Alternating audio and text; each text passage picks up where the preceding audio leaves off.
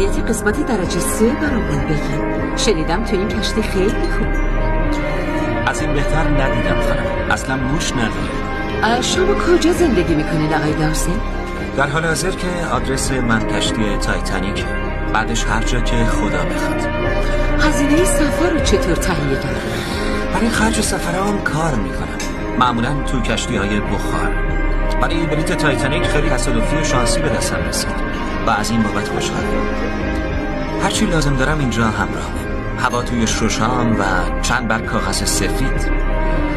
دوست دارم صبح بیدار شم و ندونم چی پیش میاد، چه کسی رو میبینم، به چی بر میخورم. برای شب زیر پل خوابیده بودم و حالا توی بزرگترین کشتی جهان در کنار شما آدمای خوب داره از من پذیرایی میشه. معتقدم زندگی یه هدیه است و ندارم هدرش بدم. نمیدونی فردا چی برات پیش میاد. زندگی رو همونطور که پیش میاد بپذیر. بگیر که هر روزش به حساب میاد. گل گفتی جان.